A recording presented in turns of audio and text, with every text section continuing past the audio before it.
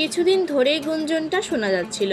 গত ১.৫ দশক ধরে পশ্চিমবঙ্গের টিভি পর্দার দিদি হয়েছিলেন রচনা ব্যানার্জি। বাংলাদেশেও তার দিদি নাম্বার 1 বেশ জনপ্রিয়। তবে সম্প্রতি পশ্চিমবঙ্গে তৃণমূল কংগ্রেসের পতনে বিপাকে পড়েছেন দলটির ঘনিষ্ঠ তারকারা। রচনাও এড়াতে পারেননি ধাক্কা। দিদি নাম্বার 1 থেকে বাদ পড়েছেন রচনা। নতুন করে অনুষ্ঠান সঞ্চালনার দায়িত্ব পেয়েছেন স্বস্তিকা মুখার্জি। এরই মধ্যে এসেছে প্রোমো। সেখানে দেখা গেল শুধু সঞ্চালক নয়, নতুন সিজনে রয়েছে আরও অনেক পরিবর্তন। শোয়ের ফরম্যাটেও বড়সড় রদবদল হতে চলেছে। এতদিন যেখানে 4 জন প্রতিযোগীকে নিয়ে খেলা হতো, এবার একসঙ্গে অংশ নেবেন 10 জন প্রতিযোগী। বদলে যাচ্ছে খেলার ধরনও।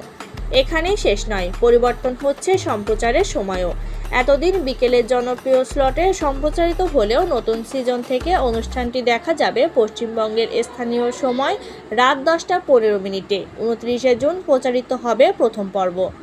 এদিকে অনুষ্ঠান থেকে বাদ পড়া প্রসঙ্গে পুরনো দিদি রচনা বললেন, আমার কাজে চাপ আছে, এটা তো একটা কারণ বটেই। দ্বিতীয়ত, এটা চ্যানেলের সিদ্ধান্ত ছিল।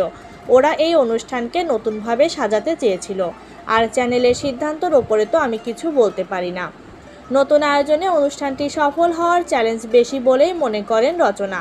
তার ভাষ্য, এটা ওদের জন্য বড় চ্যালেঞ্জ। ওদের প্রমাণ করে দেখাতে হবে রচনা ব্যানার্জির বিকল্প কেউ হতে পারে।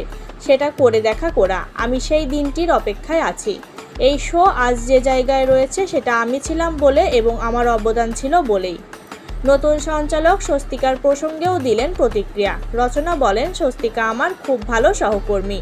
বহুদিনের সম্পর্ক আমাদের। নিশ্চয়ই খুব ভালো কাজ করবে। অনেক শুভেচ্ছা।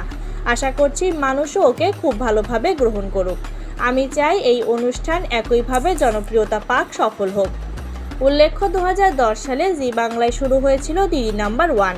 বিশেষ ধরনের এই গেম শোতে মূলত নারীরাই অংশ নেন।